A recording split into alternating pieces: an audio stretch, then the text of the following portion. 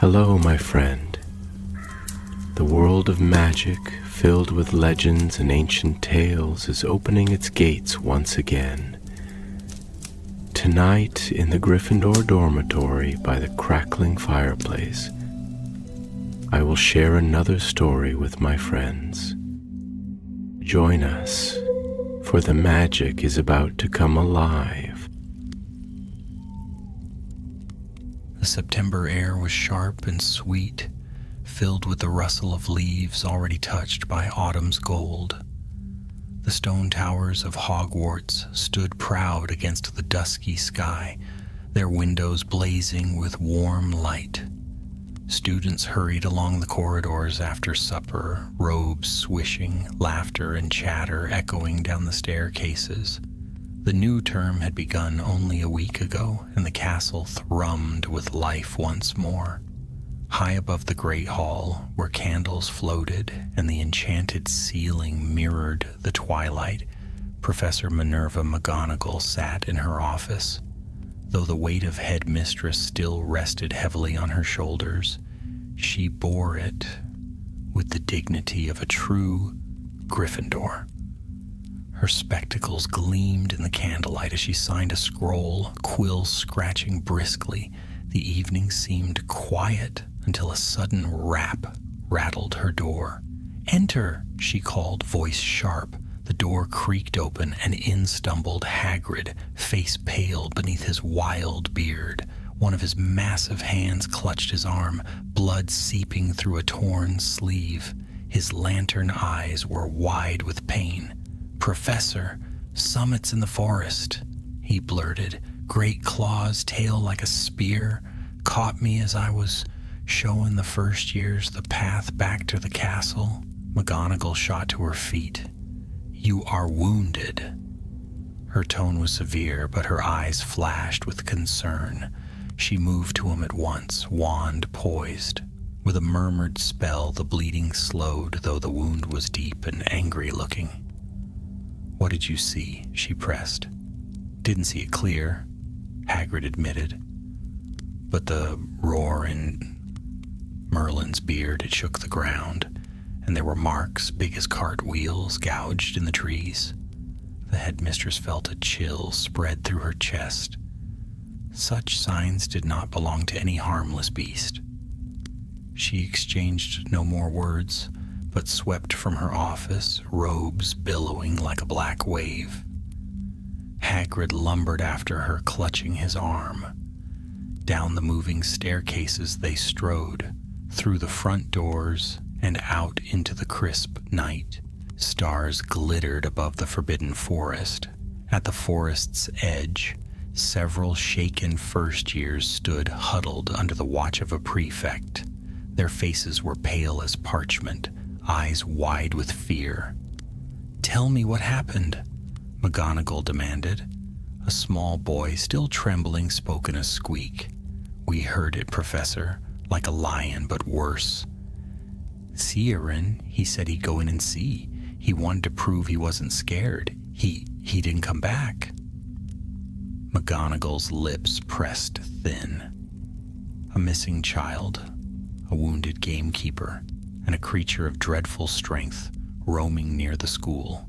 This was no ordinary night. She lifted her wand high, muttering a series of enchantments. Sparks glimmered into the dark, tracing the outlines of claw marks carved deep into the soil. Each furrow was cruelly sharp, as though a blade had raked the earth. Then, scattered in the grass, she saw something else. Dark quills, tipped with venomous sheen. Her voice dropped low. "A manticore." The students gasped. Hagrid's face darkened with worry. Manticores were spoken of in fearful whispers. Lion's body, scorpion's tail, human-like cunning. A beast so dangerous, it was said even dragons gave them wide berth. McGonagall's eyes narrowed behind her spectacles. The child must be found. At once, she sent the prefects to return the first years safely inside, then turned to Hagrid. "You will not set foot in that forest tonight. Go to the infirmary. Madame Pomfrey will tend you. That sting may carry poison. But Professor, Hagrid began. That is an order, she snapped, though her voice softened a fraction. You have done your part. With reluctance, the half-giant obeyed, trudging toward the castle doors. McGonagall remained, her wand raised, her heart steady though heavy. Somewhere in that dark labyrinth of trees, a boy was alone and a Manticore prowled. Her sharp mind began to weave possibilities. Manticores did not simply wander across wizarding lands. They were too rare, too closely guarded. If one had found its way here, it had help, or purpose. That she would discover. But first, the boy. She stepped into the forest's shadows, branches creaking overhead, the night alive with whispers and rustlings. The ground was littered with claw marks, each fresh, leading deeper into the woods. She followed swiftly, Cloak whispering at her heels, every sense sharpened. After some distance, she paused. There, tangled in the roots of an ancient oak, lay a scrap of fabric, Hogwarts robes, torn. Her lips tightened. Young Chiron had passed this way. And yet the marks in the soil told another story. They were not only beastly, but deliberate. The Manticore had not merely blundered through.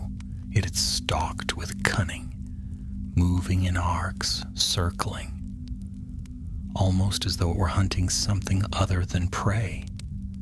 McGonagall raised her wand once more, readying herself. Whatever this night concealed, she would face it.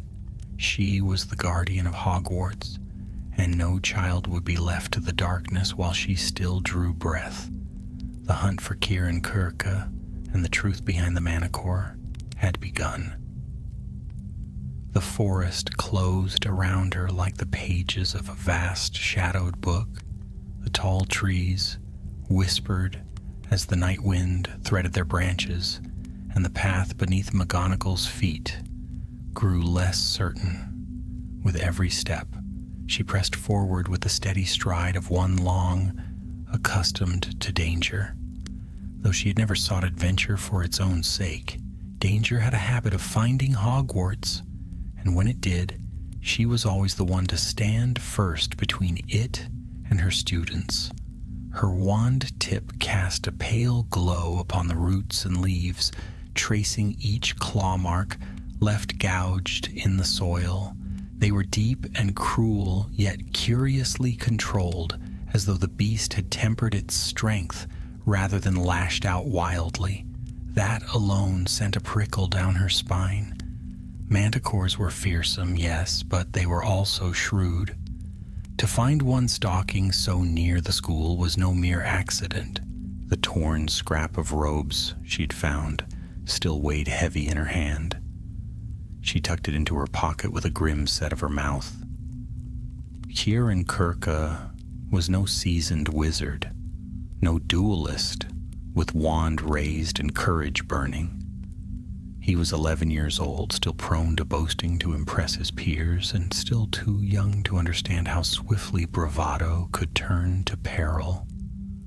Somewhere in this dark labyrinth, the boy was alone, and his folly might already have led him within reach of poisoned barbs. McGonagall's light passed over more signs. A broken branch here, a patch of soil churned and flattened, as though something heavy had crouched in wait, and then footprints, small ones, uneven in depth, pressing into the earth at a hurried pace. The boy had run. She bent low, following them with eyes as sharp as any hawk's. Then she froze. A head carved into the trunk of a tree was a mark too precise to be made by a beast's claws. It was a rune etched deep into the bark, glowing faintly with a sickly green shimmer, a rune of binding designed not by nature but by wand. McGonagall's heart tightened. Someone had brought the Manticore here. Someone had prepared the way. She whispered a counter-charm, and the rune fizzled into nothing. But the truth remained. This was no random attack. A child's disappearance in the presence of a manticore were threads of the same weave. She straightened, cloak swirling around her ankles. The ministry would have to be warned, yes, but there was no time to summon help now. The boy was still missing and the forest was vast. She pressed deeper. The night sounds shifted as she went. A hush fell over the undergrowth, broken only by the snap of her boots against twigs. Even the owls had ceased to call. She felt it before she heard it, the low, resonant rumble that shivered through the ground beneath her feet. A growl, deep and terrible. Then came the sound of claws scraping bark, and a flash of movement between the trees. The Manticore. It emerged into the path ahead with dreadful majesty, shoulders rolling like a lion's, eyes gleaming with cruel intelligence. Its mane bristled dark and thick around its face, but its tail arched high and terrible, scorpion-like, barbed and dripping with venom that glistened in the light of her wand. The beast was larger than any she had ever read of, its muscles coiled, its every step silent as a hunting cat's. McGonagall raised her wand without hesitation. Stupefy! A jet of red light shot from her wand and struck the creature's flank. It staggered but did not fall. With a roar that shook the leaves from the branches, it lunged. She transfigured the earth before her into a stone wall, the creature's claws raking against it with a screech like knives on glass. Shards of rock flew, and in the distraction, she moved aside, cloak flaring. The Manticore's eyes locked onto her. They were not dull beast's eyes, but cunning, intelligent, and filled with malice. It struck again, tail lashing forward like a spear. She conjured a shield just in time. Venom splattered against it with a hiss, sizzling like acid. This was no battle to win by force. Manticores were near impervious to spells of stunning or binding, their hides thick as dragon scales. To face it head-on was folly. She shifted tactics. Her form blurred, shrank, and reshaped until a silver tabby cat crouched where she had stood. Silent and swift, she darted into the undergrowth. The Manticore roared in frustration, thrashing after her. Branches snapped, leaves scattered. Through the forest she ran, senses sharpened by her animagus form. Scents, sounds, vibrations in the earth all reached her keenly, and among them she caught it, the faint, panicked sobs of a child. Chiron. She bounded toward the sound, weaving through roots and ferns until she burst into a small clearing. There the boy huddled against a fallen log, wand clutched in trembling fingers.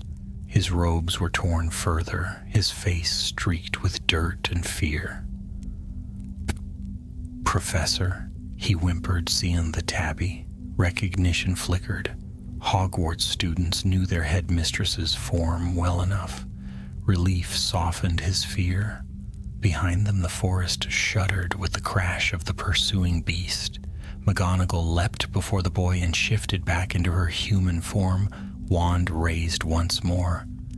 "Stay behind me, Mr. Kirk," she ordered, her voice like iron.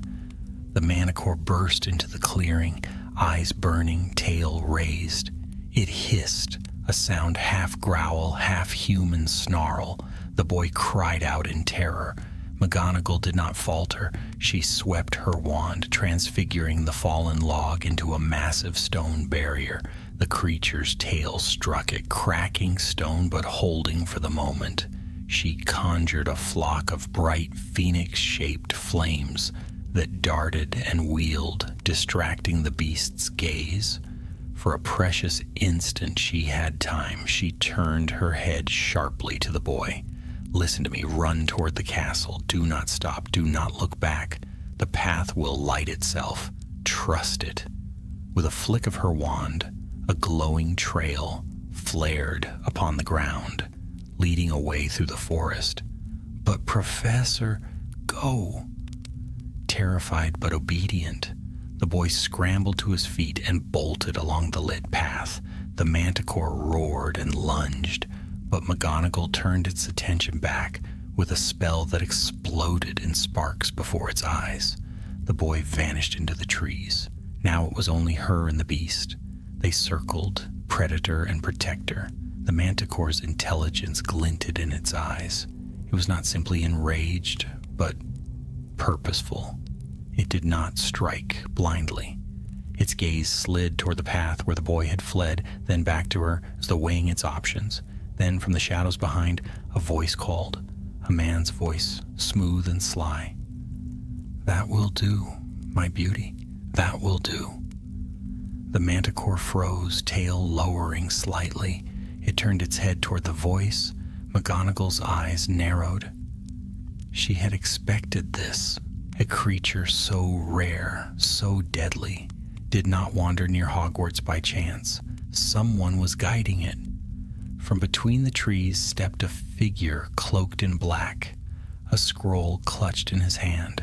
His face was thin, sharp, and pale, his smile like a knife. He looked not at her, but at the beast, as though she were merely an inconvenience. "Headmistress McGonagall," he said lightly. "How fortunate. I was beginning to wonder how long it would take for you to appear." Her wand did not waver. "Who are you?" "An inspector, of course, sent by the Department for the Regulation and Control of Magical Creatures." He held up the scroll, its seal glinting in the firelight of her phoenix charms. "These woods must be secured. Dangerous beasts have no place so near to a school." Her lips thinned. The seal looked true, yet something in his manner rang false. The Ministry did not send inspectors who hid in the forest with manticores at their beck and call. "I see no inspector," she said coldly, "only a trespasser and a liar." His smile widened. "Sharp as ever, no matter. You'll find resistance. Unwise." At his whistle, the Manticore shifted, muscles tensing once more. The truth sharpened in her mind like a blade. The beast was not hunting of its own will. It was controlled by this man and by whatever dark object he carried. And if he meant to keep Hogwarts in fear by unleashing such a terror, then the true danger was greater still. McGonagall's grip on her wand tightened. The night was far from over. The man's whistle hung in the night air, like a curse. At once, the Manticore shifted, muscles rippling beneath its dark coat. Its mane bristled and its tail curved high, barbs glistening like drops of black venom in the faint light of McGonagall's wand. It gave a low, rumbling growl that vibrated in the earth. McGonagall's stance did not falter. Her arm remained steady, wand level with the man's chest. Her eyes, sharp as polished steel, flicked between beast and master. "You will release that creature at once," she commanded, voice cold and clear. "Whatever power you hold over it, you will end it here." The man chuckled, a soft, unpleasant sound. "Release her? No, headmistress. Do you not see? She is magnificent. A weapon carved by nature itself. Tamed, she will obey. Directed, she will serve. And with her strength, doors long sealed may yet open." His words rang with a strange fervor, and McGonagall's suspicion deepened. He was no Ministry inspector, of that she was certain. He was something worse, someone who knew of the ancient wards and secret passages buried within and around the school. Her wand tip brightened dangerously. "This is Hogwarts," she said, every syllable clipped with authority. "It will not bow to smugglers, charlatans, or criminals." "Criminal?" His smile widened, but his eyes glittered with fury. "Say what you will, Professor, but you know little of what moves in the shadows beyond these safe walls of yours. The Ministry is blind. Boors, fools. Only men like me grasp the truth. Beasts such as this can shape the future. Imagine an army at your command. Who could stand against it? The Manticore rumbled again, stepping forward as if punctuating his claim. McGonagall drew a breath.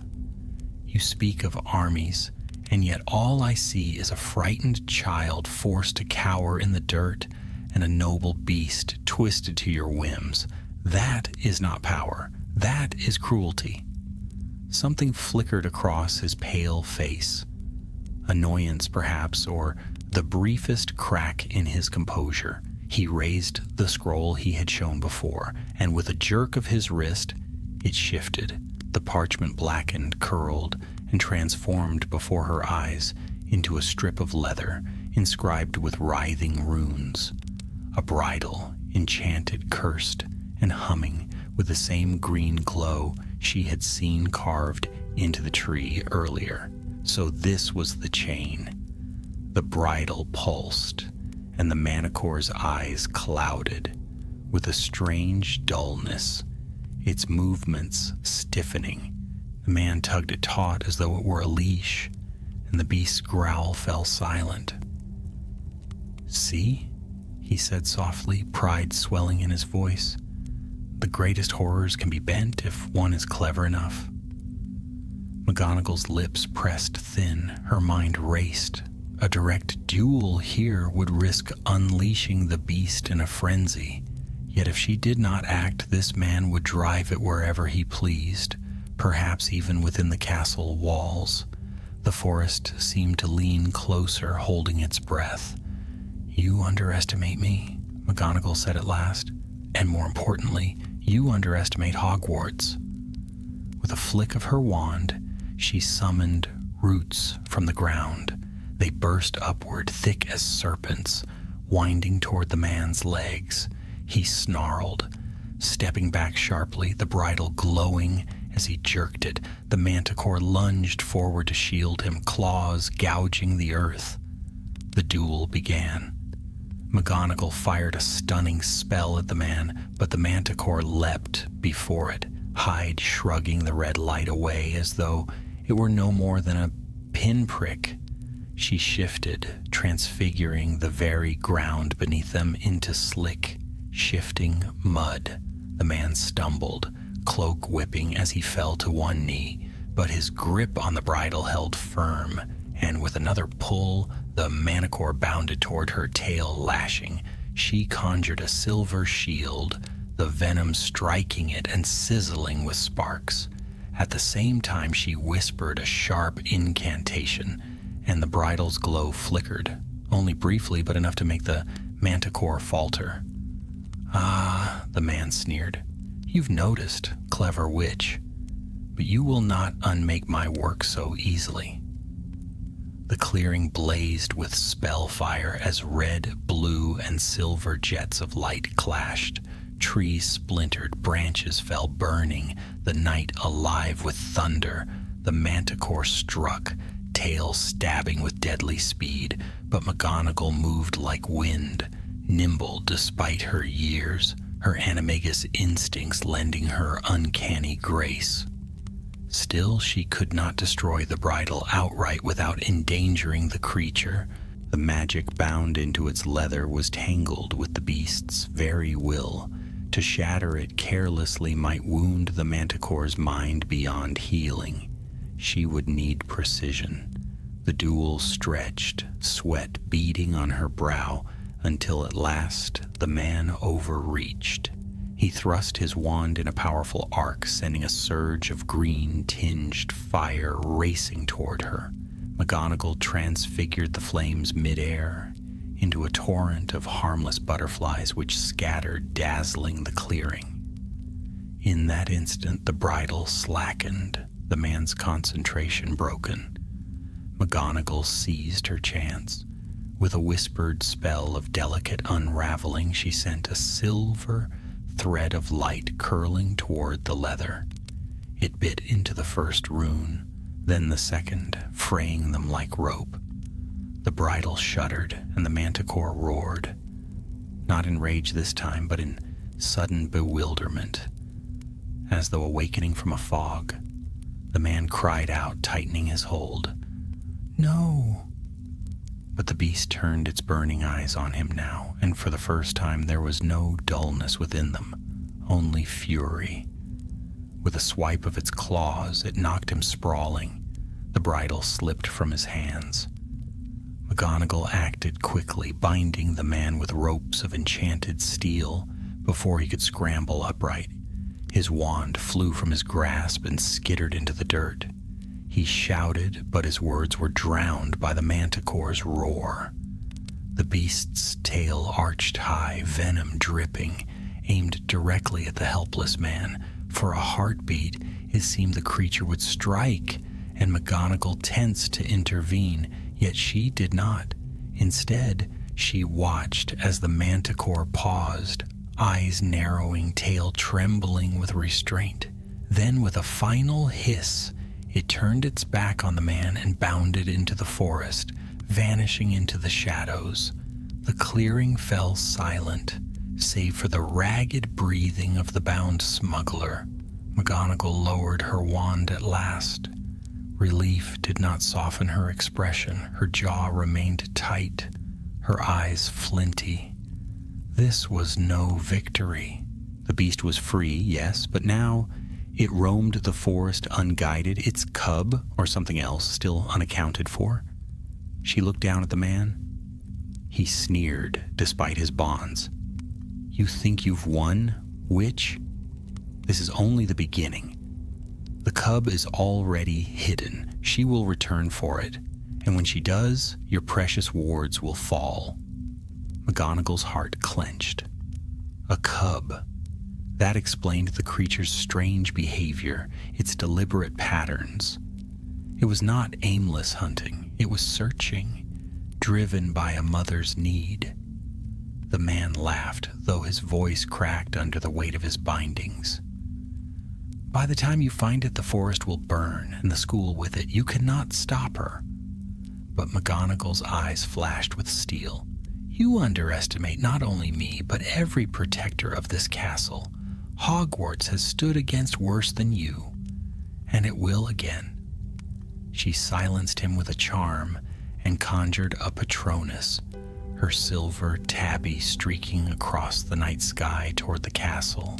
Within its message, she called for Aurors and Hagrid both. The smuggler would be taken into custody, but she knew her true task had only just begun, somewhere in the labyrinth of the Forbidden Forest. A Manticore cub waited, and so long as it remained lost, its mother would not rest.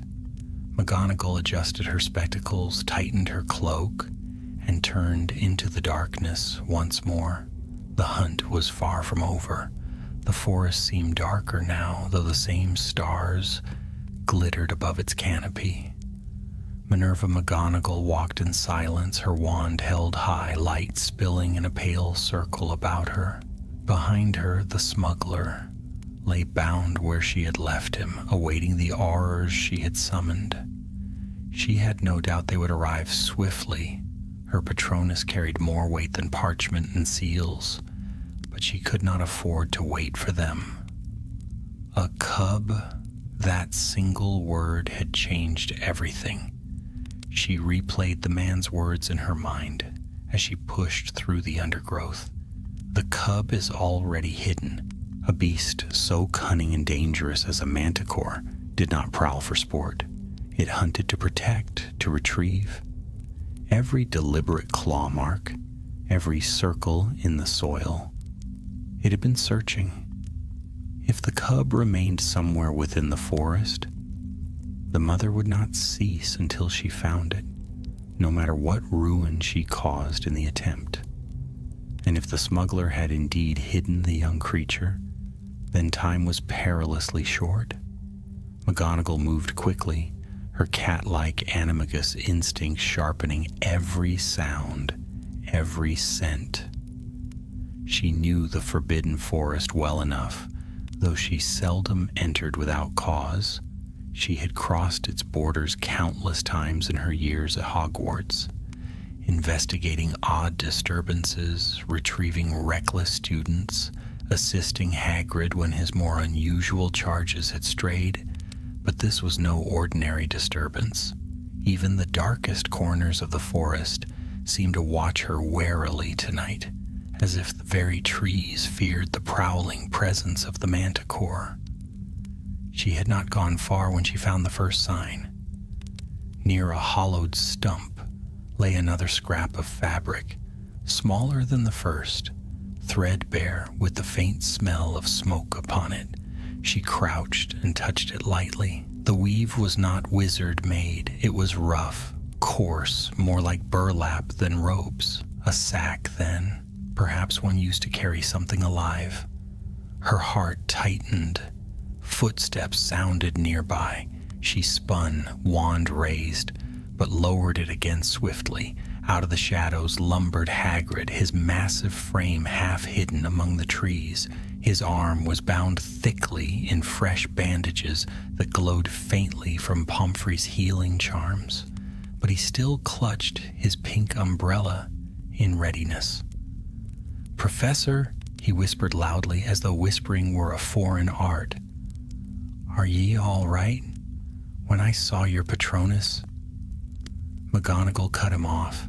"The boy is safe, but there is more. The creature has a cub. The smuggler claims it is hidden somewhere here." Hagrid's beetle-black eyes widened. "A cub? Blimey, that explains it then. Poor thing must be mad with worry." His voice, though hushed, trembled with something like awe. "A Manticore cub.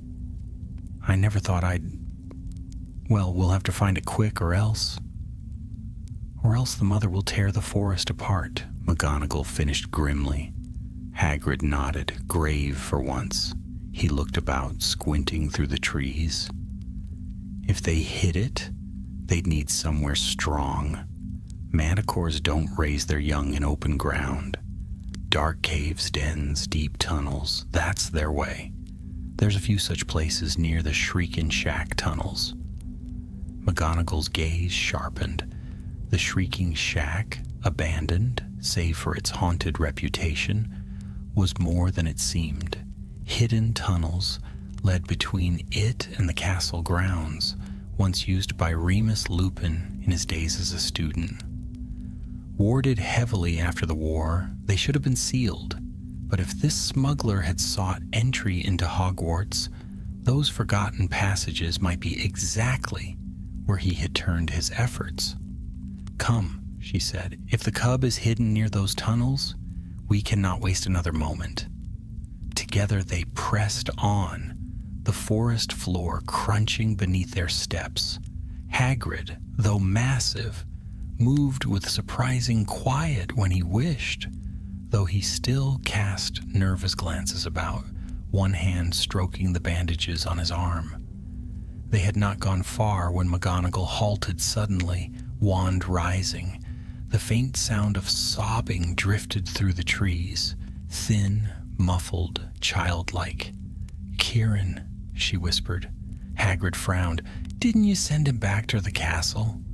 "I did," McGonagall said, eyes narrowing. Her spell had lit him a path. He should have reached safety by now. Yet the sobbing was real, carrying from the direction of the old beech trees near the forest's edge. She moved swiftly toward the sound, Hagrid close behind. The sobs grew louder, mixed with small words, though muffled, as if from beneath the ground. At last they reached a patch of brambles, where the earth sank into a hollow. Peering closer, McGonagall saw it, a narrow shaft leading down into a cavern below, barred with branches. The sobbing echoed up from within. "Professor," came the trembling voice. I didn't mean to.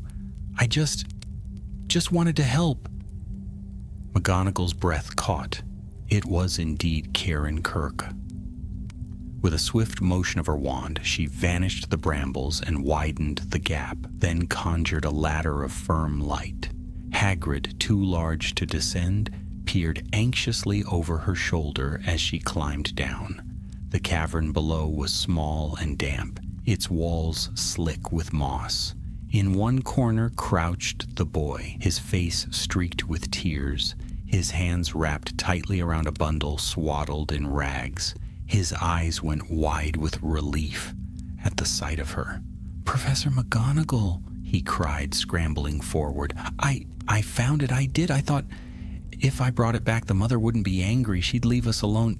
He pulled the bundle aside, and from within came a low, guttural hiss.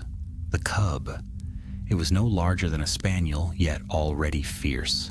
Its small mane bristled around its head, and its stubby tail ended in a soft but growing barb. Its golden eyes burned with the same cunning light as its mother's, though fear shone in them too. It pressed closer to the boy, growling weakly. McGonagall's heart sank. The child's reckless bravery had nearly doomed them all.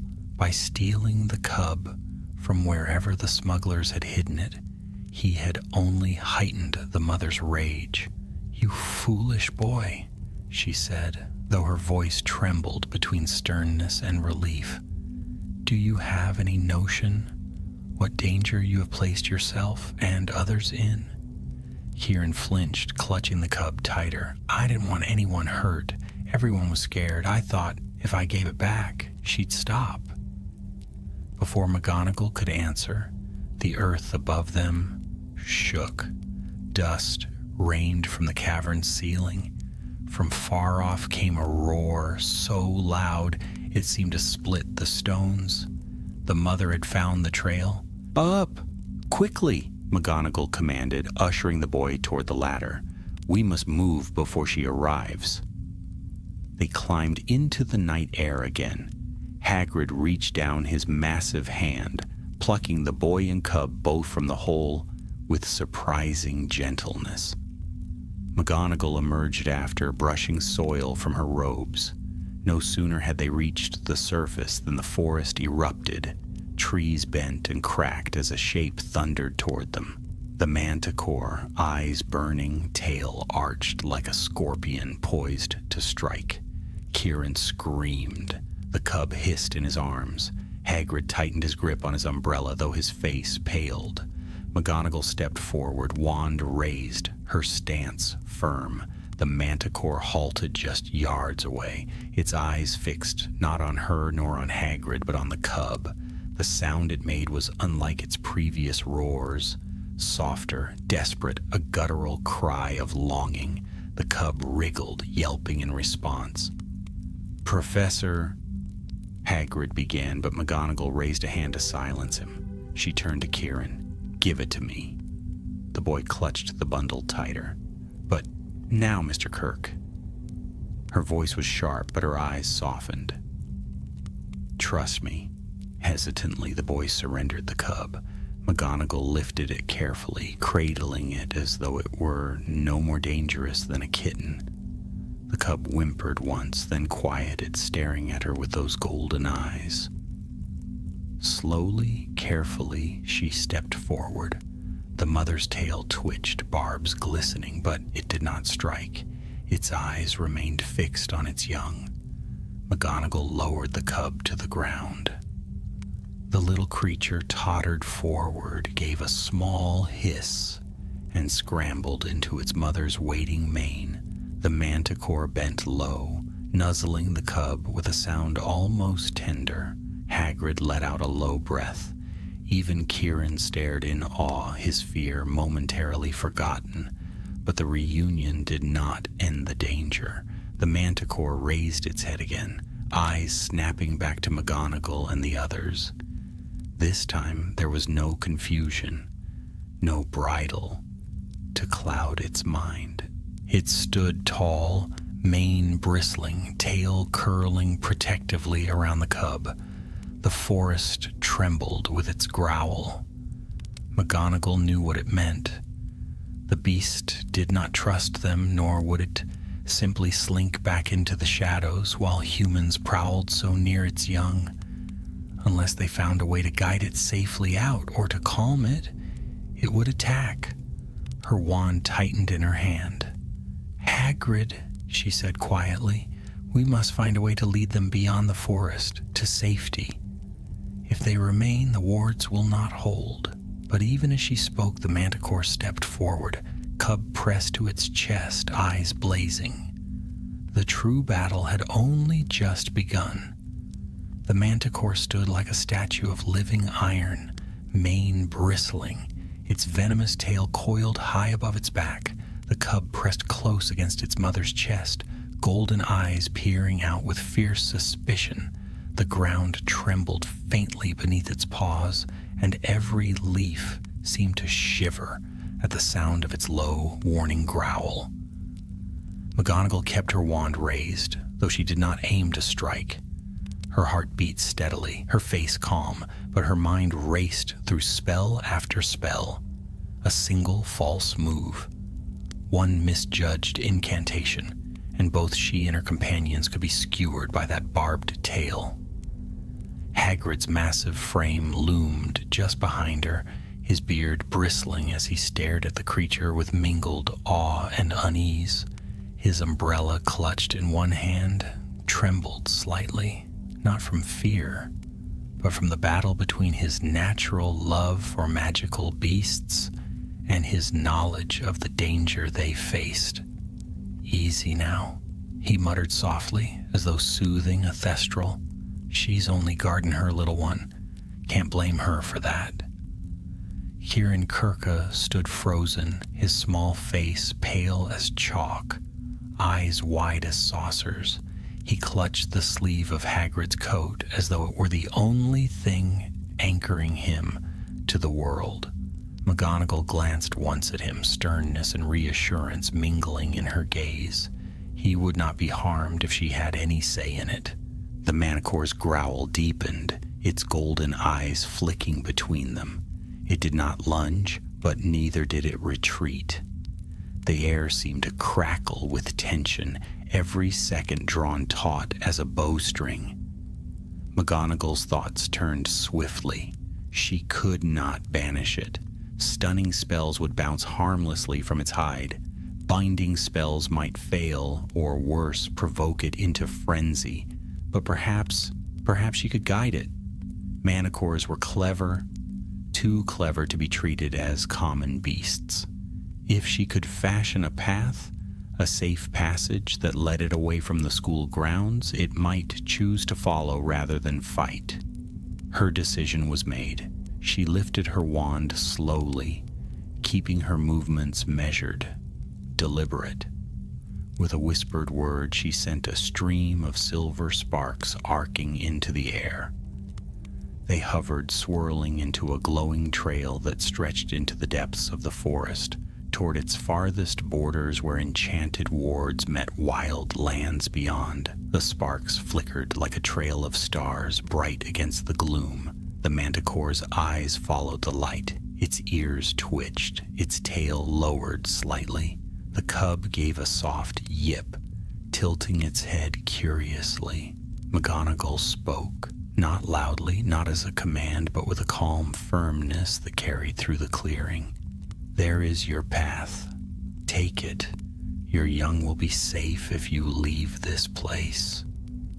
The beast growled again, low and rumbling, but its gaze lingered on the shining trail. Hagrid drew in a sharp breath.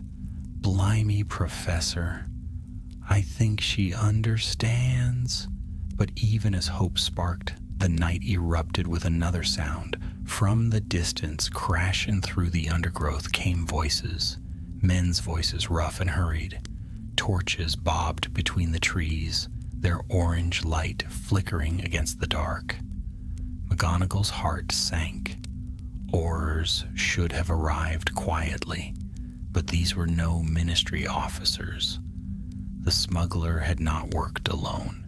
Through the trees emerged 3 more figures, cloaked and masked, each holding a wand aloft. At once, they saw the scene. The Manticore, the cub, and McGonagall with her companions.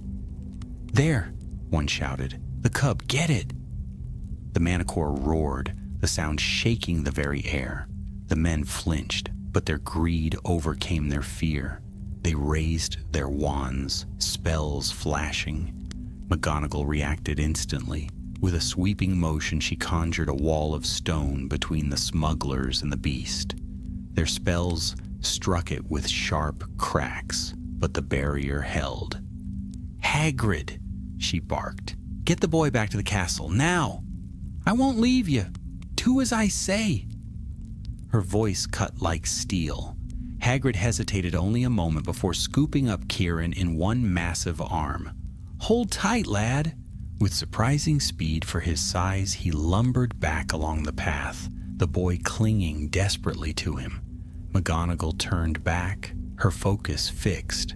The smuggler's spells pounded against the wall. She countered with a flick, transfiguring fallen branches into serpents that hissed and struck at their ankles. One man stumbled, cursing, slashing at the writhing wood. But the greatest danger remained before her. The Manticore, enraged by the intrusion, was pacing, tail lashing.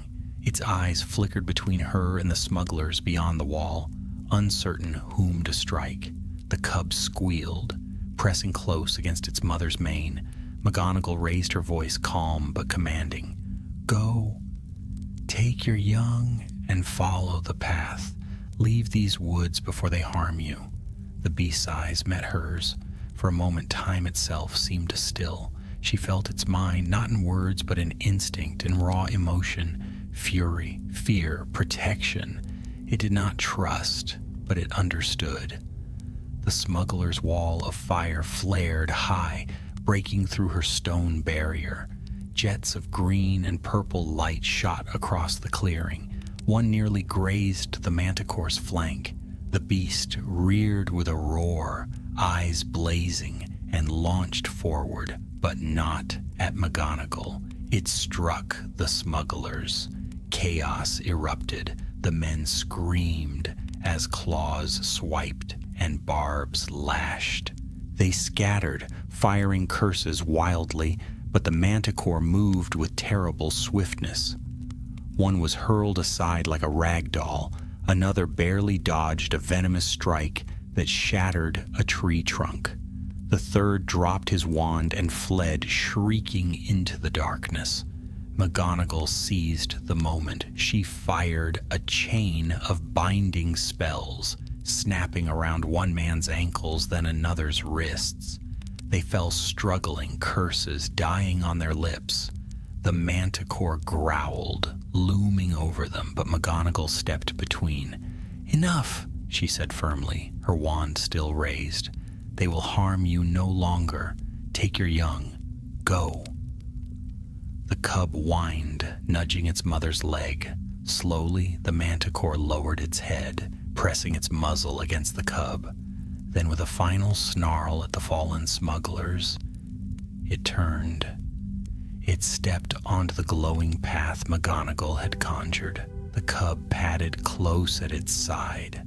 The sparks flared brighter as they moved, illuminating the dark forest. Without another glance backward, the pair vanished into the trees, their shapes swallowed by the night. Silence followed, broken only by the groans of the bound smugglers. McGonagall exhaled at last. Relief flooded her, though her expression remained stern.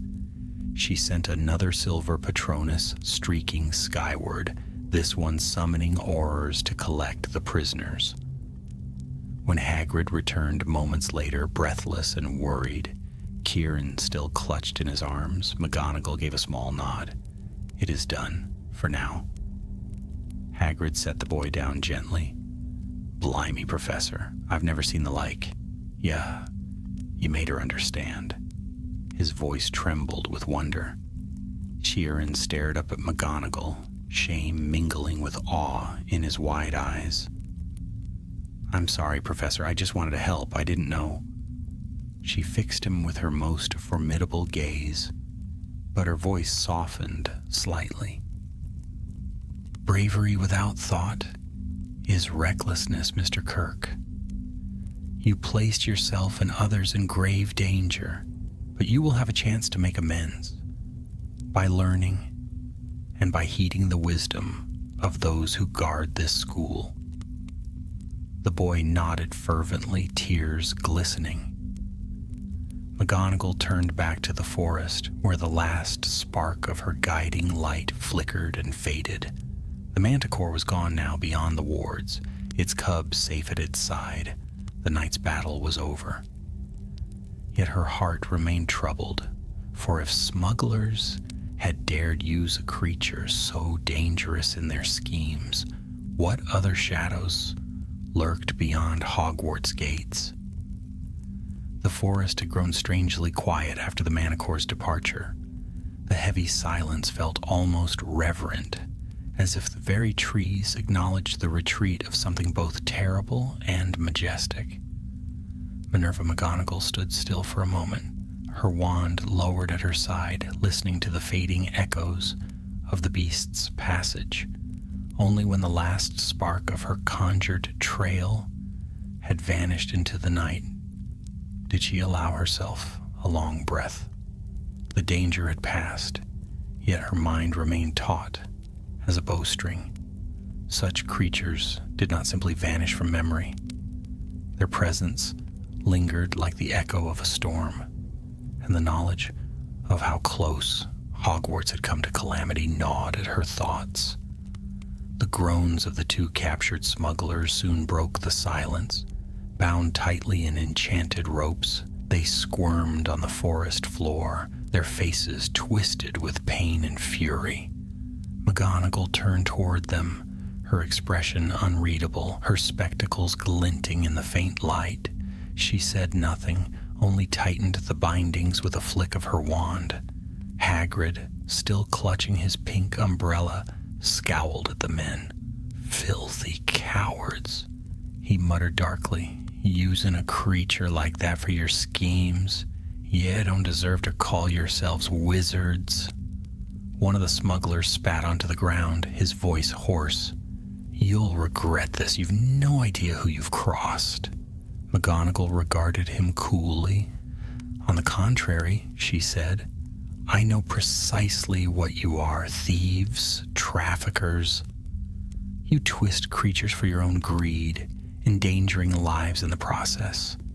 There will be no mercy." Before the smuggler could reply, the air shimmered with silvery light.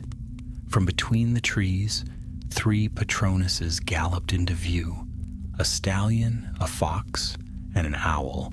Moments later, their casters followed, 3 Aurors in dark cloaks, wands drawn, eyes sharp. "Headmistress McGonagall," the lead Auror said, bowing his head respectfully. "We received your summons. Where are they?" McGonagall gestured toward the bound men. 2 here, a third fled into the forest. The ringleader is already restrained near the forest's edge." The Aurors moved swiftly, securing the prisoners with reinforced chains that glowed faintly with runes.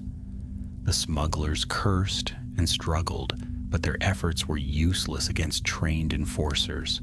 One Auror conjured a glowing map of the forest, tracing the direction of the fugitives' escape. Another sent a messenger Patronus streaking toward the ministry, bearing news of the arrests. McGonagall observed in silence, her thoughts turning. These were no petty criminals. They had known of Hogwarts' hidden passages. They had forged ministry seals and wielded cursed bridles with practiced ease, and they had nearly succeeded in driving a deadly creature against her school. The lead Auror, a stern witch with sharp eyes, approached her. "We'll take it from here, Headmistress. These men will face trial for illegal possession of a Class A-rated beast, among other charges. But tell me, how did a Manticore come so near to the school in the first place?" McGonagall's gaze hardened. "Because they brought it. They lured the mother by stealing her cub, then used a cursed bridle to bind her. Their plan, I suspect, was to sow chaos at the school. In the confusion, they would have forced their way through the old passages near the shrieking shack. The Auror's eyes widened slightly. Those tunnels are sealed? Not sealed well enough, McGonagall said. Her voice was quiet, but her anger simmered beneath. I will see to that personally. The Auror nodded grimly. We'll strengthen the wards on the forest's border as well. With luck, the beasts have gone too far to return. Not luck, McGonagall murmured, more to herself than to them. Trust. It understood.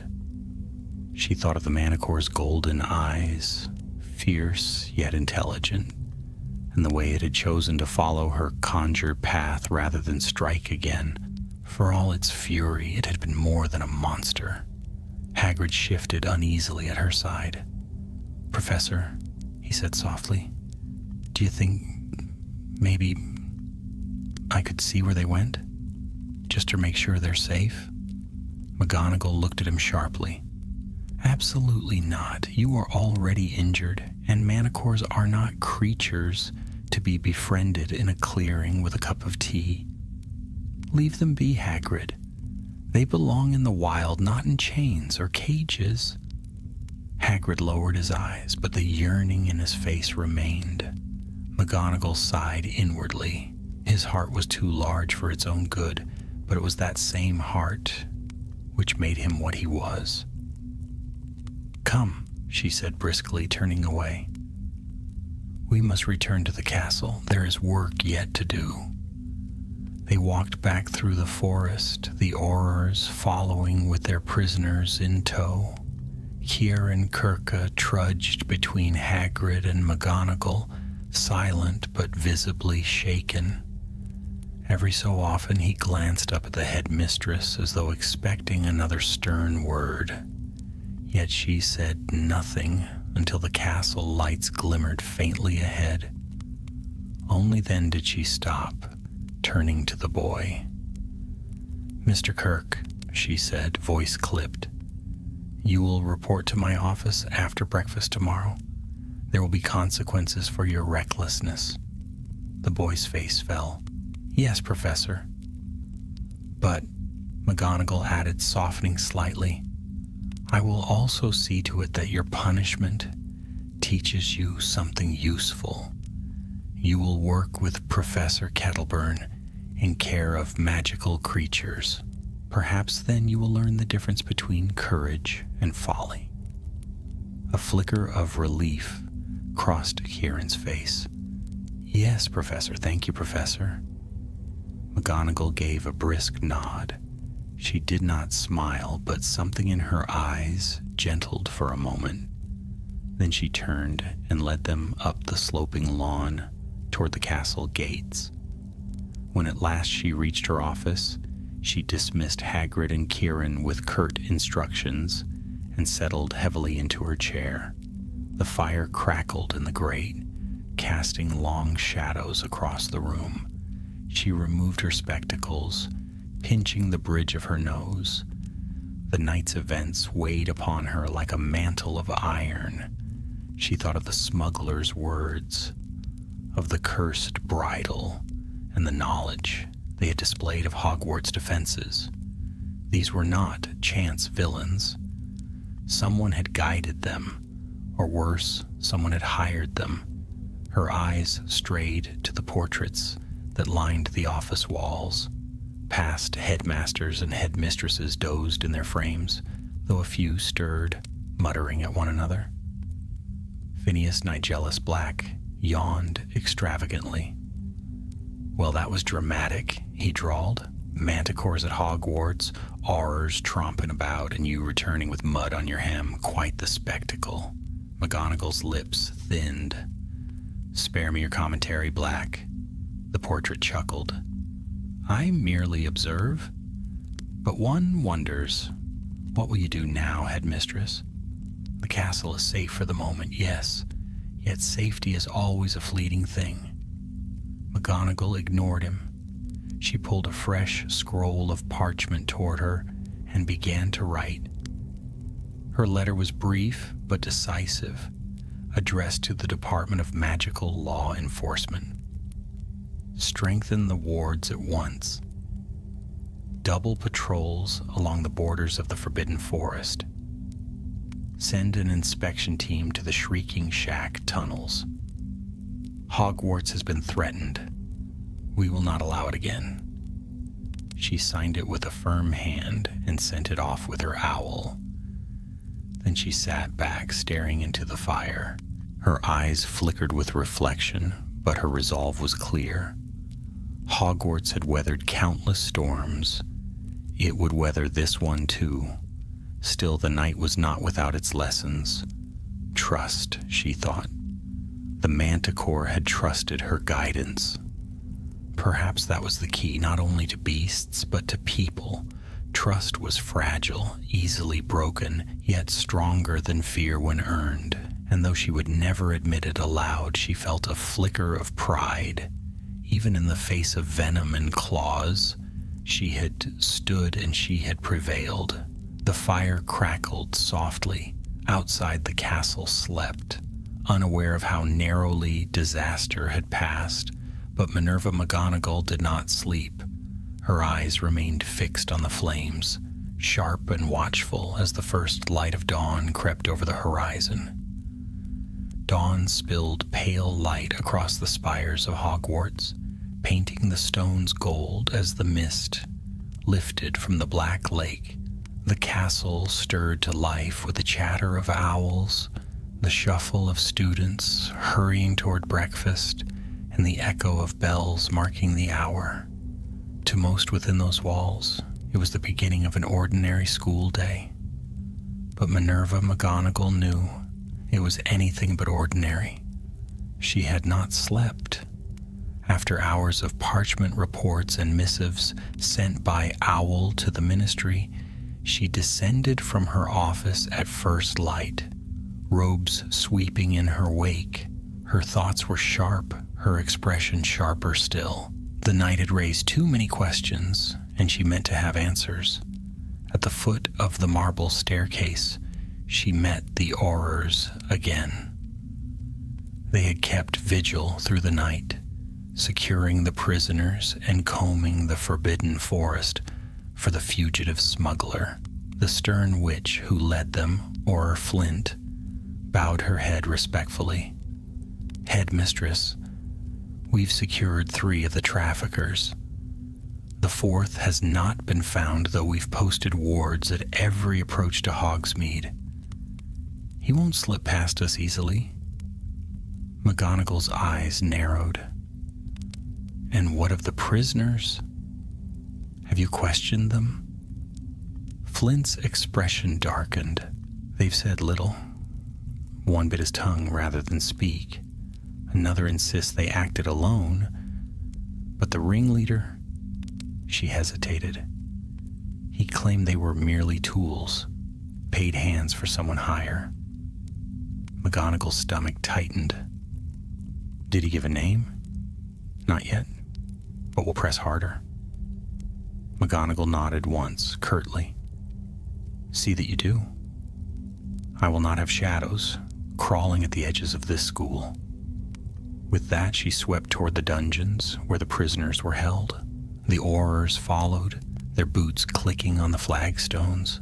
The cells were old, carved deep into the castle's foundations, their iron bars reinforced with spells. Within the nearest sat the ringleader she'd bound the night before. His pale face was bruised, his hair disheveled, but his eyes still gleamed with a sly, unsettling confidence. He rose when she entered, his chains rattling. Ah, he drawled, lips curling, the mighty headmistress. Here to gloat? McGonagall's eyes flashed dangerously. I am here for answers. Who sent you? Who gave you the bridle, the forged seals, the knowledge of Hogwarts passages? The smuggler laughed, though the sound was hollow. Do you truly think I'd betray the hand that feeds me? No, Professor. You may bind me, starve me, lock me away, but the truth will never pass my lips. Others will come, stronger than I. Your walls will not hold forever. McGonagall's wand twitched in her grip, but she mastered herself. She would not waste anger on this wretch. Instead, she turned to Flint. I trust you have the means to encourage him. Flint's thin mouth twitched. Leave him to us, headmistress. We'll see what rattles loose. McGonagall inclined her head, then swept back up the stairs. The man's laughter echoed after her, but she did not slow. Her mind was already racing ahead. Back in her office, she found Kieran Kirk waiting. The boy sat on the edge of a chair, fidgeting nervously with the hem of his robes. His face was pale, but his chin was lifted with forced courage. McGonagall settled behind her desk, fixing him with her most formidable stare.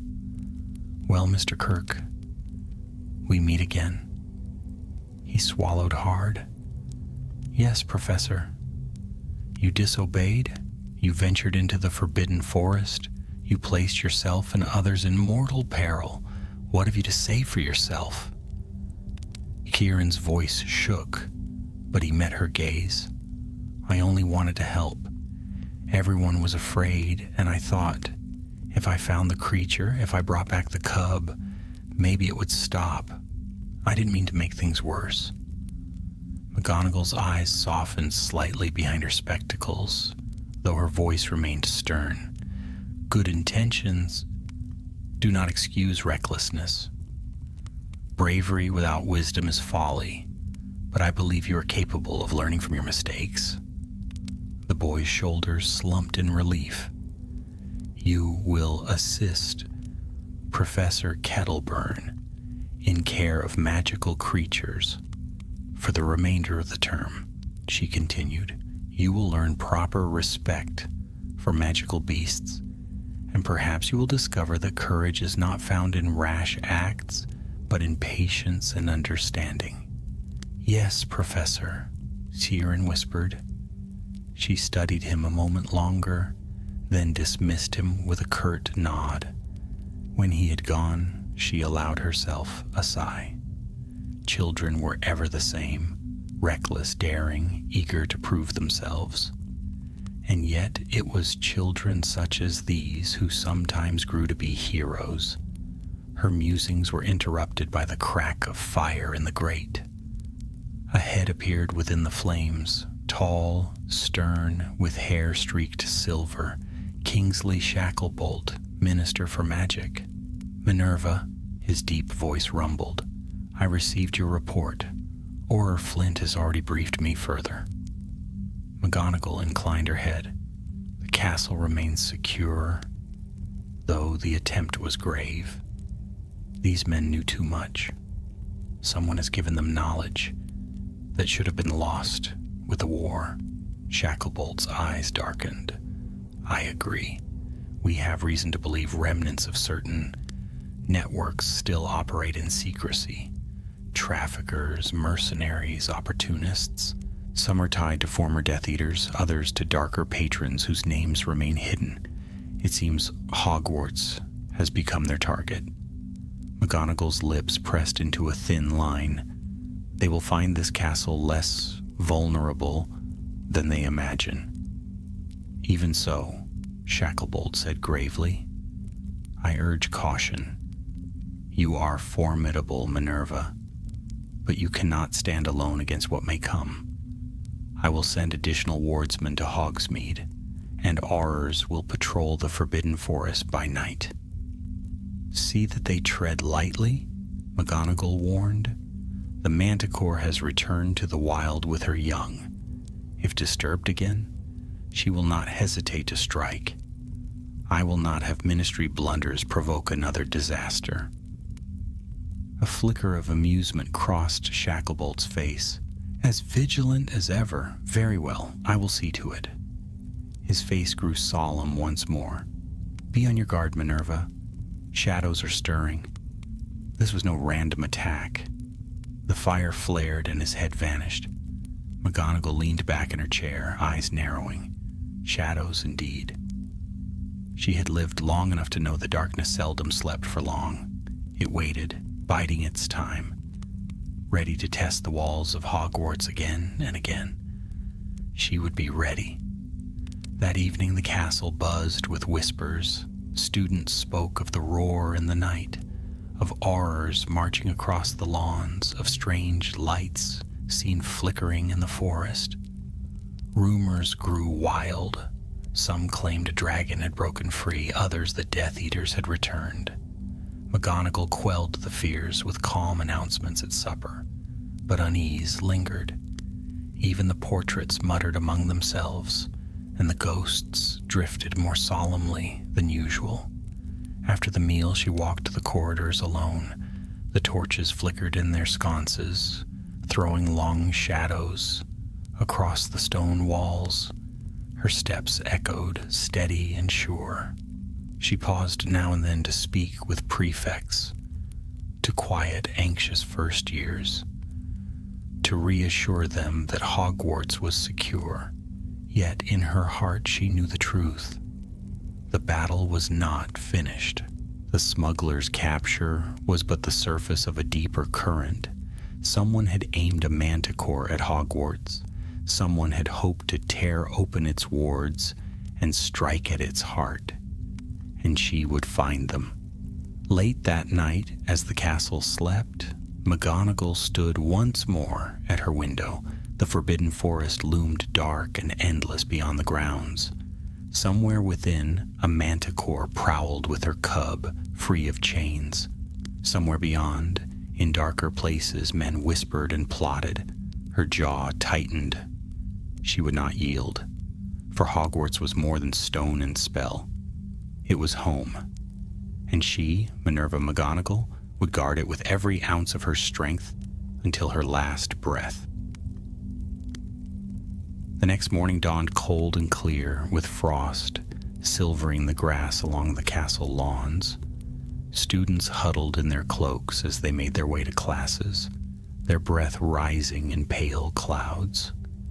From the windows of her office, Minerva McGonagall watched them with a mixture of pride and concern. Children's laughter rang bright and foolish against the shadow of the night's events.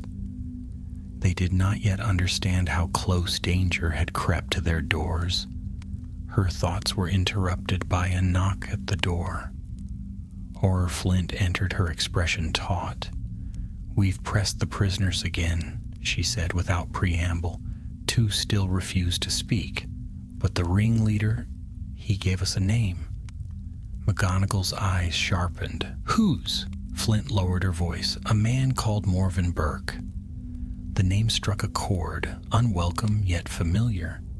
Burke, the family tied for generations to dark artifacts, their shop in Nocturne Alley, infamous even before the war, a name once spoken in the same breath as Malfoy and Lestrange. Though most of that family's line had scattered or been ruined, their reputation lingered like a stain. "Burke?" McGonagall repeated, her voice grim. "What dealings has he with manticores and smugglers?" Flint's eyes narrowed. "We believe he seeks to exploit the weaknesses of magical strongholds, rare beasts, cursed objects, anything that might test the limits of old wards. And Hogwarts remains the most formidable of them all." McGonagall finished. Flint nodded. "Exactly. The prisoners claimed Burke offered a fortune to anyone who could breach its borders. He supplied the bridle, the forged seals, even knowledge of the Shrieking Shack tunnels. All they needed was to unleash chaos and strike while the castle reeled." McGonagall's lips pressed into a thin line. She had feared as much. Burke's family had long trafficked in dark relics. It was no surprise one of their brood had descended into schemes so vile, but that he should dare to threaten Hogwarts itself, this could not be borne. "What of the fugitive?" she asked. "Still at large," Flint admitted, her jaw tight, "but our trackers say he's headed north." likely to rendezvous with Burke or his allies. We'll pursue." "See that you do," McGonagall said, "and inform the minister at once. If Burke believes Hogwarts can be tested like a common fortress, he is sorely mistaken." Flint inclined her head and withdrew. McGonagall sat heavily at her desk, staring into the fire. Her thoughts whirled. Burke. The name alone conjured memories of old battles, of whispered bargains in Nocturne Alley, of relics soaked in dark history. If he sought to probe Hogwarts wards, then his ambitions stretched beyond mere smuggling. A rustle from the portrait frames drew her attention. Phineas Nigellus Black leaned forward in his frame, eyes glittering with amusement. Well, he drawled. Morven Burke. That does stir the ashes. His grandfather once dealt in cursed amulets that brought half a dozen ministry officials to their knees. Nasty business. I warned them, of course, but did anyone listen? No. McGonagall shot him a sharp look. Your wit is less useful than your memory, Black. What do you know of this Burke? Phineas smirked. Only that he was always ambitious. Too ambitious. Dreamed of reclaiming his family's glory after the war. Stripped it away. He despised the Malfoys for their wealth, the Carrows for their cruelty, but envied them both. I imagine he now plays at Master of Shadows, gathering scraps of dark magic where he can. McGonagall's eyes narrowed. Then he is dangerous. Undoubtedly, Phineas said with relish. But do take care, Headmistress. Men like Burke are serpents. Cut off the head and another will slither into its place. McGonagall ignored the jibe. She rose from her chair, cloak sweeping around her. She could not sit idle while threats circled the school. She would act as she always had. That evening she met Hagrid outside the castle gates. The half-giant's arm was still bandaged, but his eyes were determined. "Professor," he said gruffly, "I've been thinking. If this Burke's after creatures, maybe he ain't finished yet. Maybe he'll try something else." "Perhaps," McGonagall said, "which is why we must prepare. I want you to strengthen the wards around your hut and the grounds beyond. No beast, great or small, must be lured from under your care." Hagrid nodded solemnly. I'll see to it." She placed a hand briefly on his massive arm. "And Hagrid, be cautious. Burke will not hesitate to exploit anyone's kindness, not even yours." Hagrid's eyes softened, but he gave a resolute nod. "Understood, Professor." As night fell, McGonagall walked the grounds alone. The stars burned bright overhead, the forest loomed dark and silent, and the castle stood strong against the horizon. She paused by the whomping willow, its branches swaying gently in the still air. Beneath its roots lay the tunnels once used by Remus Lupin, tunnels the smugglers had sought to exploit. Drawing her wand, she traced a series of intricate sigils in the air. Threads of golden light sank into the earth, weaving through stone and soil. The wards shimmered, sealing the passage more tightly than ever before. No intruder would pass this way again. The magic pulsed, humming faintly in her bones. Stronger now, safer, yet she knew even the strongest wards could be tested. Behind her, the night wind stirred. She turned sharply, wand raised, but saw nothing, only shadows shifting between the trees. Still, her instincts prickled. Something watched. She returned to the castle with her cloak drawn close, her eyes scanning the darkness. The following day brought more troubling news. An owl from Auror Flint arrived at breakfast bearing a hurried message. Burke sighted near the highlands. "Our scouts say he travels with dangerous company, mercenaries, dark traders, and worse. He seeks artifacts once hidden after the war. Be vigilant. McGonagall read the words in silence, her lips pressed tight. She folded the parchment and slipped it into her robes. At the staff table, Professor Flitwick peered up at her, concern in his eyes. "Is it serious, Minerva?" "Very," she said softly. Pomona Sprout leaned forward, her round face troubled. "Is Hogwarts in danger?" McGonagall's gaze swept the hall, over the rows of children laughing and eating, blissfully unaware. Her voice was steady when she answered.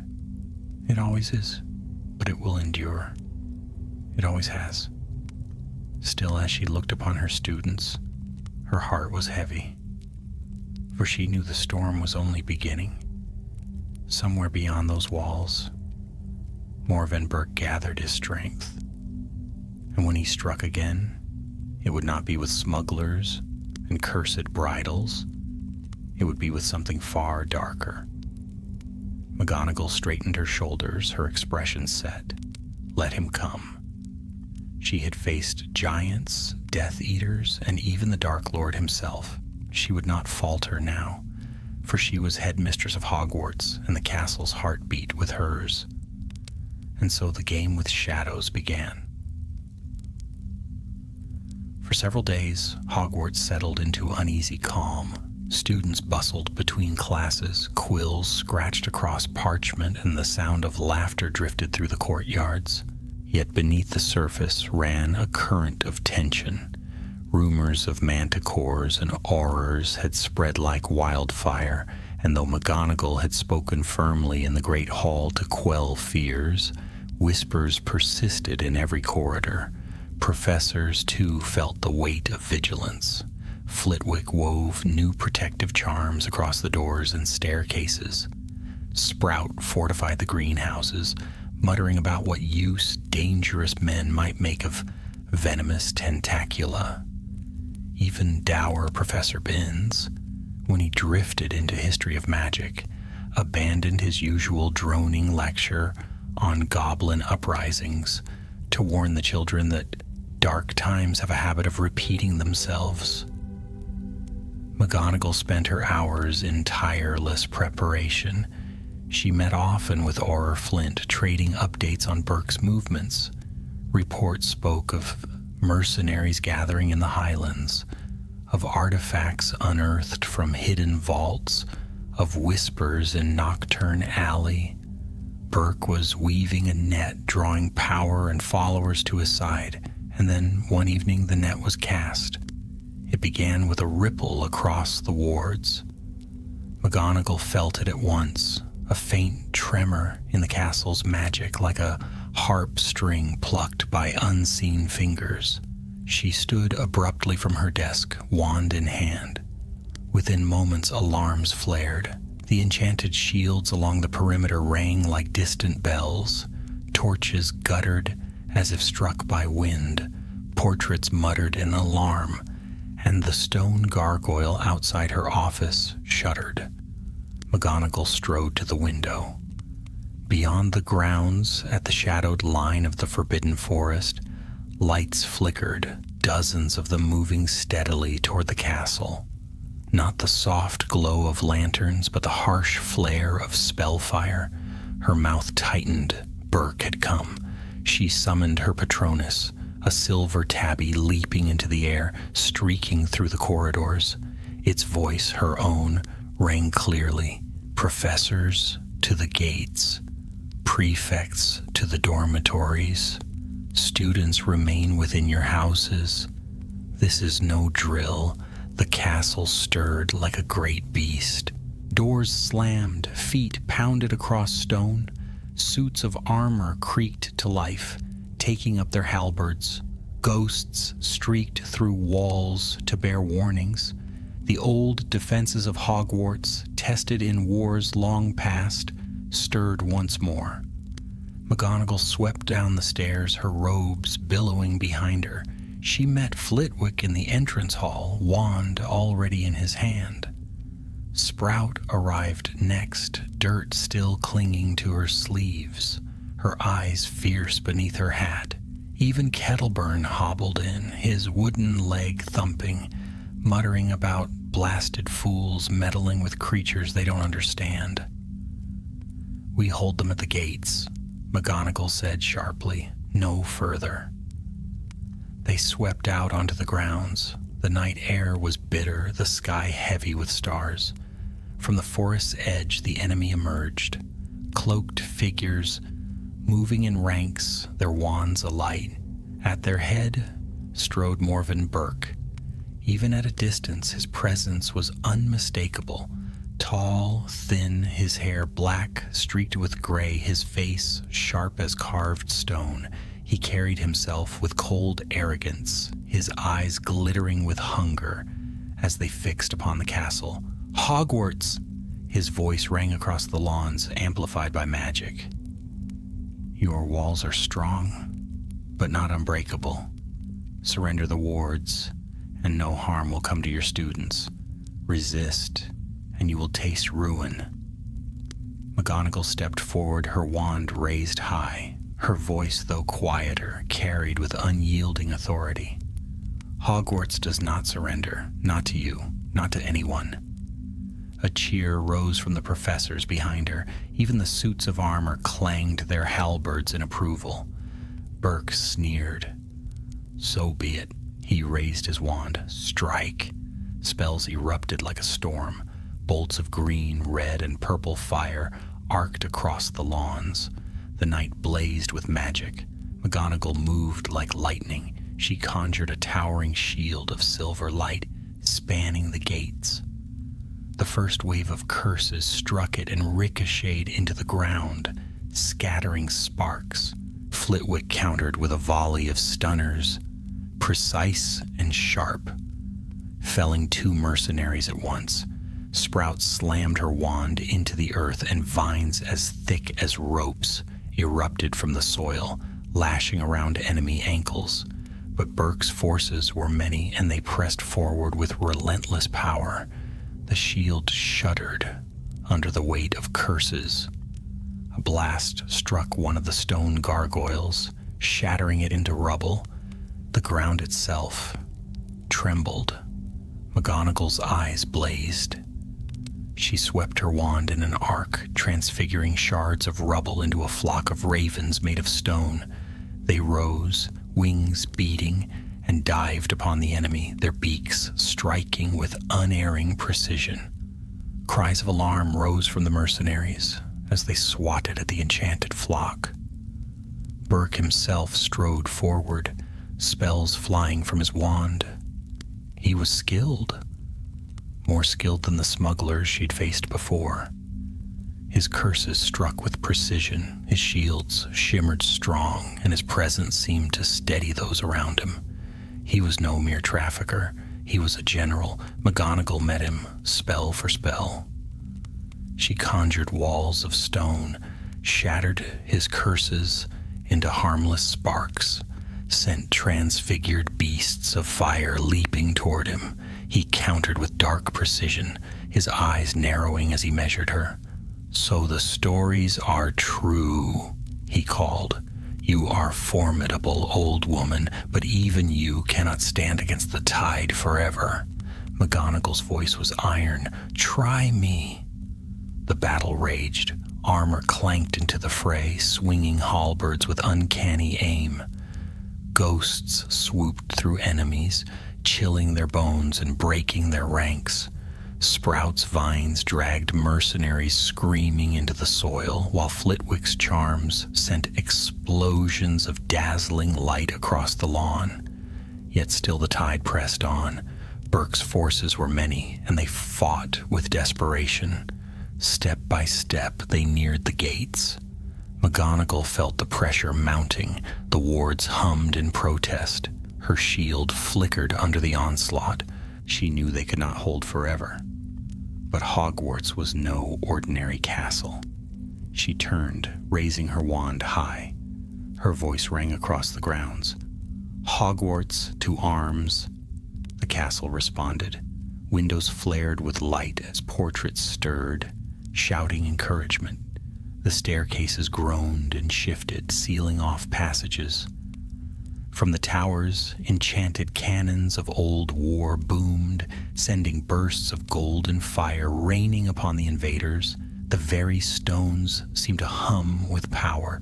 Burke faltered, his eyes widening as the castle itself joined the fight. "Impossible," he hissed. "Nothing is impossible at Hogwarts," McGonagall retorted, her eyes flashing. The enemy wavered. Some broke ranks, retreating into the shadows. Others fought on, but fear glimmered in their faces. Burke snarled, fury twisting his sharp features. "This is not the end," he shouted. "I will return, and when I do, your walls will fall." With a crack like thunder, he vanished, disapparating into the night. His mercenaries followed, scattering into the forest. Silence fell, broken only by the crackle of fading spell fire and the ragged breaths of the defenders. The lawn was scarred, the gates battered, but the castle still stood. McGonagall lowered her wand, her shoulders heavy but her eyes fierce. Hogwarts had held, but as she gazed into the dark forest where Burke had fled, she knew the war was far from over. The battle at the gates had ended, but its echo lingered in every stone of the castle. For days the grounds bore the scars of curses, charred grass, shattered gargoyles, scorched craters where spells had struck. Students whispered nervously in the corridors, staring wide-eyed at horrors patrolling the edges of the forest, and though lessons continued, there was no mistaking the tension that hummed in the air. McGonagall moved through it all with her usual composure, but inside her heart was troubled. Hogwarts had held, yes.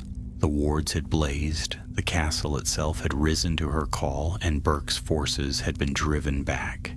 Yet victory felt hollow, for she knew Burke had not come to win by force that night. He had come to test her, to probe the strength of Hogwarts' defenses, and then retreat to strike again with greater cunning. In the days that followed, Auror Flint kept her informed. Burke had vanished from the Highlands, slipping through the Ministry's nets, his mercenaries scattered like leaves before the wind. But whispers followed in Nocturne Alley in the darker parts of London, whispers of a new gathering, of relics unearthed from secret vaults, of bargains struck with creatures best left unnamed. McGonagall spent her nights poring over ancient tomes in the restricted section, searching for any mention of Burke's ambitions. Again and again, one thread surfaced. The old wards of Hogwarts, spun centuries ago, bound with enchantments no living wizard could wholly unravel, but even the strongest enchantments had keys, hidden anchors buried in stone and spell, and if Burke sought those keys, then his true aim was not simply to breach the castle, it was to claim it.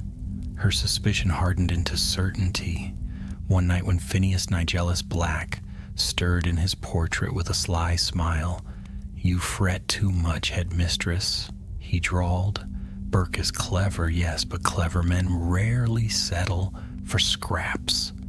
He does not merely want to enter Hogwarts, he wants to own it, to hold its power as his own. Imagine it, the most ancient fortress of magic in Britain, bound to his will." McGonagall's eyes narrowed. And how might such a man attempt that? Phineas tilted his head. By finding the anchors, by twisting what was meant to protect into a weapon. Why else would he dabble with manticores and curses? He seeks to shake the castle until its secrets fall loose. McGonagall's jaw set. Then we must ensure he never finds them. She did not wait for his smirk. She rose at once, cloak swirling, and summoned her staff to the great hall. There, beneath the enchanted ceiling painted with drifting clouds, she laid out her fears. Professors leaned close, their faces grave as she spoke of Burke's ambitions. If he seeks the anchors of the wards, she concluded, then he will not stop until he finds them. They lie hidden in the oldest corners of the castle, deep beneath the foundations, in chambers sealed since the founders themselves. We must guard them, strengthen them, and ensure no intruder ever sets foot near them. Professor Flitwick, perched on a stack of books to see over the table, nodded briskly. A most delicate task. Some of those spells were wrought in magic older than any wand. To tamper clumsily could weaken them. Which is why, McGonagall said firmly, we must proceed with precision. Flitwick, you will weave supplementary charms. Sprout, the greenhouses are filled with plants capable of repelling intruders. Lash them into the stonework, if need be. Kettleburn, see to the grounds. No beast must be lured away again. And what of the students? Asked Sprout, her round face creased with worry. They are already restless. Shall we tell them what we guard? No, McGonagall said at once. They must not know. To burden them with such knowledge would place them in greater danger. Their task is only to learn. Ours is to protect. There was no argument, and so the work began. By day, Hogwarts bustled as usual. By night, its professors delved into secret passages, lit forgotten chambers, and wove layers of new protection upon the old. McGonagall herself walked the deepest vaults beneath the castle, places where even most staff had never set foot.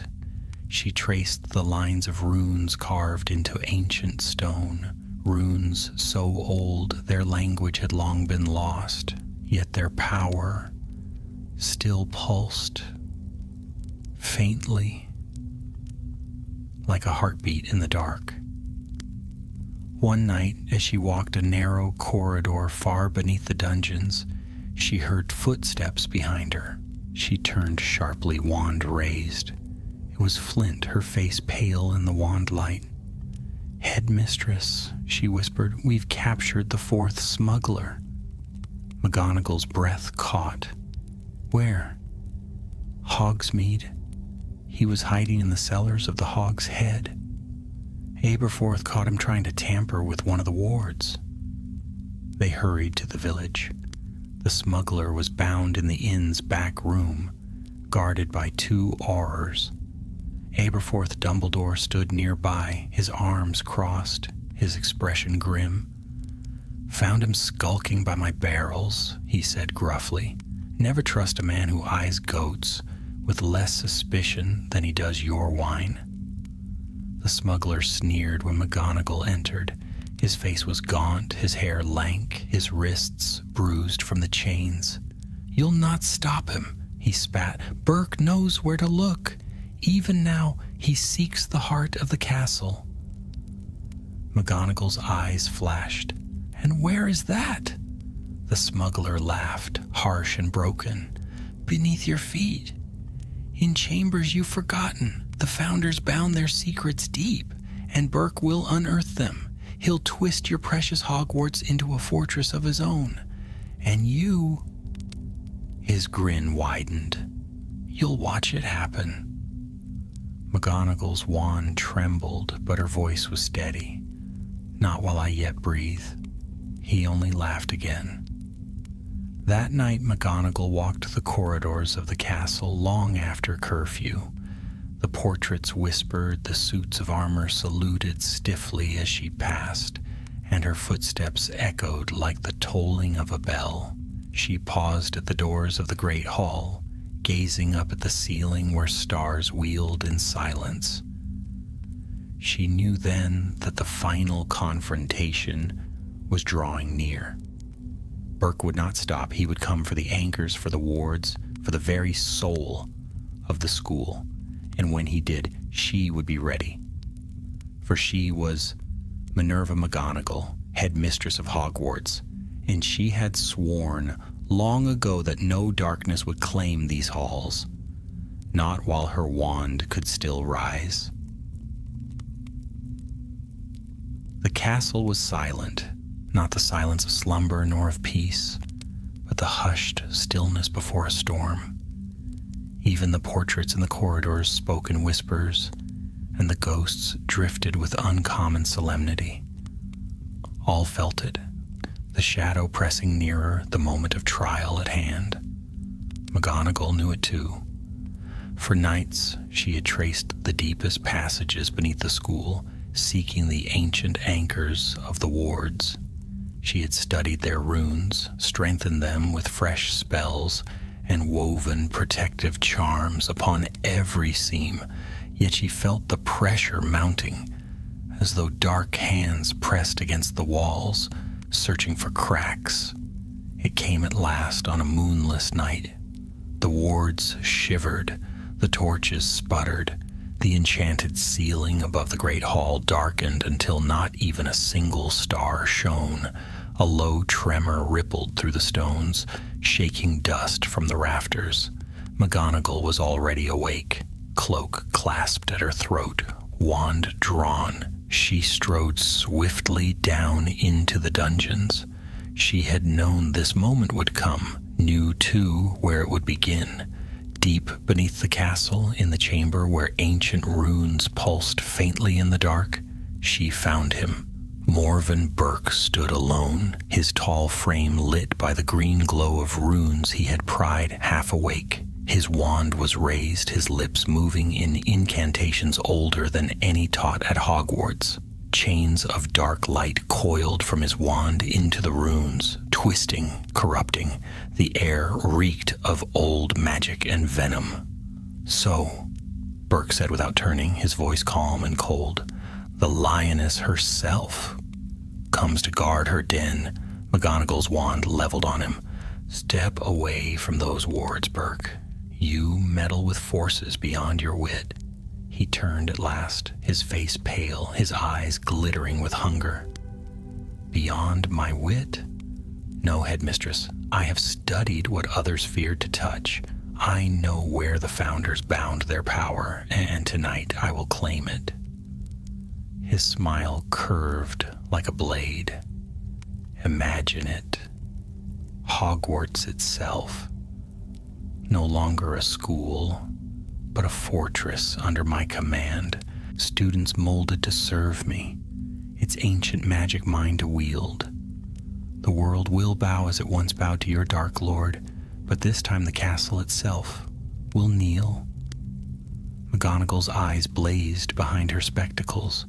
"Hogwarts is not a fortress. It is a home, and it will never kneel to the likes of you." Burke's wand lashed forward. A bolt of green fire tore through the chamber.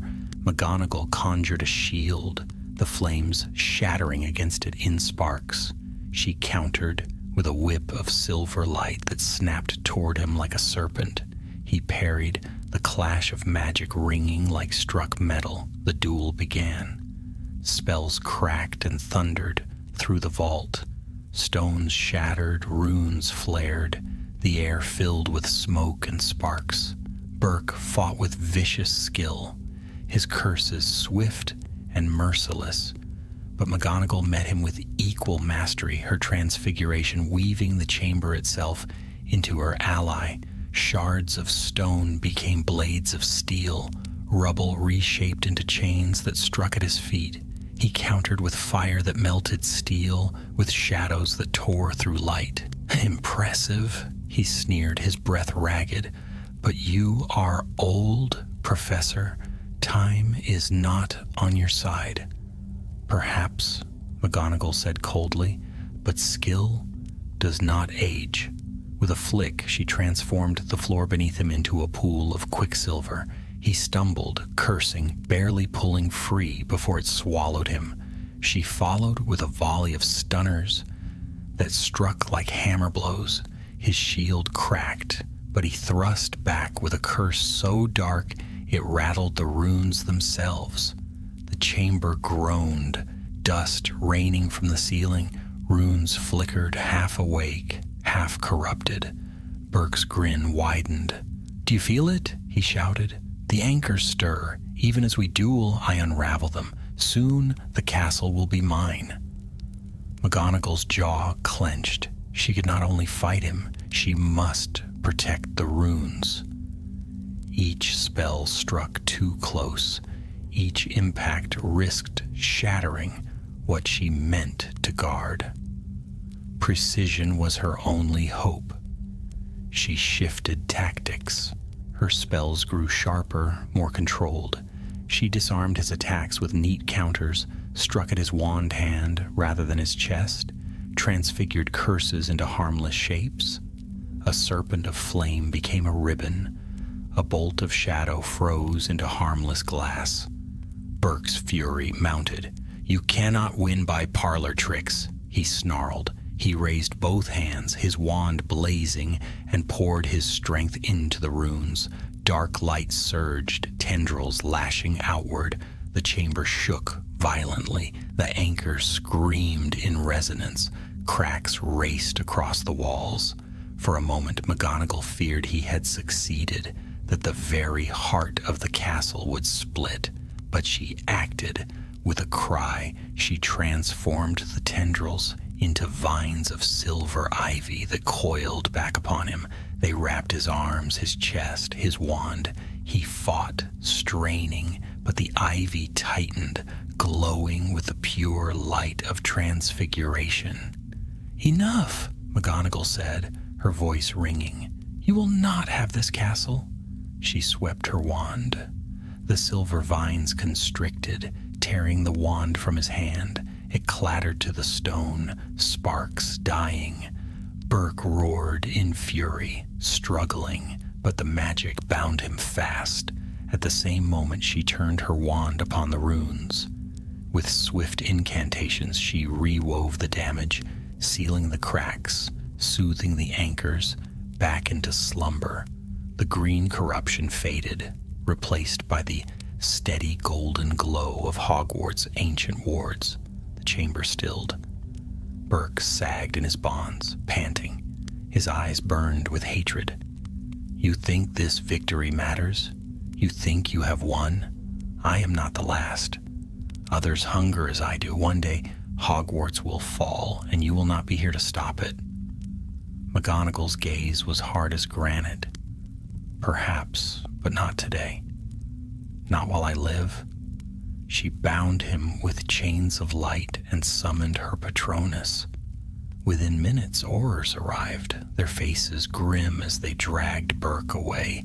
His curses echoed down the corridor until silence swallowed them. At last, McGonagall stood alone in the chamber. The runes glowed softly, their heartbeat steady once more. She lowered her wand, her shoulders weary, but her eyes bright with triumph. The castle had held. When she emerged into the dawn, the sky was streaked with gold. Students stirred within their houses, unaware of how close darkness had come again. Professors gathered in the great hall, relief plain upon their faces when they saw her. "It is done," she said simply. "Hogwarts is safe." A cheer rose, echoing through the hall. Later, as she stood upon the battlements, overlooking the grounds, McGonagall allowed herself a long breath.